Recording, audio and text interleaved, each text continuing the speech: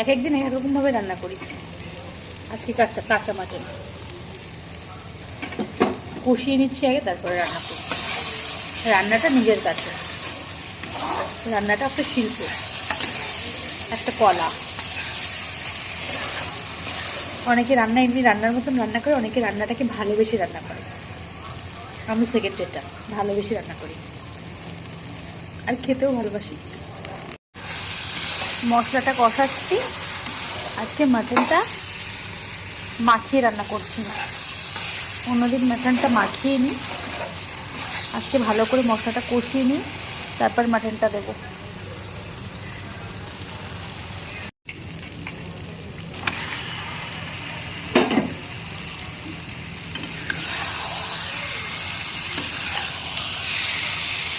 এরকমভাবেও ভালো হয়। আলু দেবো, আলু ভিজে রেখেছি আজকে। আজকে ভাজা আলু দেবো, মানে কাঁচা আলু না।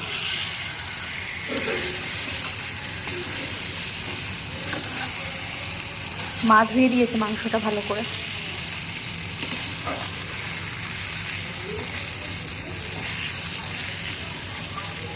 তো এভাবে আস্তে আস্তে কষাবো।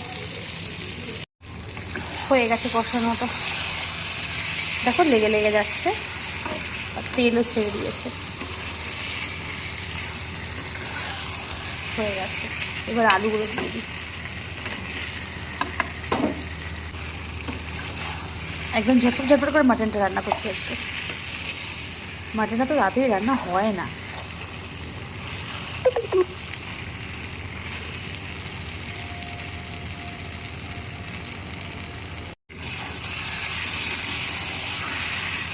আলু দিয়েও একটু কষিয়ে নিয়েছি, এবার জল দিয়ে দেবো। কেন জল ছাড়া মাটন রান্না হয় না, চিকেন হয়। আর কড়াইতে রান্না করছি, জল তো দিতেই হবে। কিন্তু বেশি দেবো না, আস্তে আস্তে হোক, খুব বেশি দেবো না।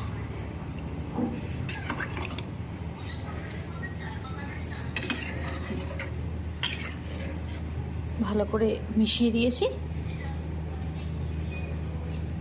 এবারে হোক। একটু ঢেকে দেবো মাটনটা, আস্তে আস্তে হবে। আর আজকে দুপুরের লাঞ্চ ভাত, স্যালাড আর লাল লাল মাটনের ঝোল, আর সাথে করবো কফির বড়া। দারুণ।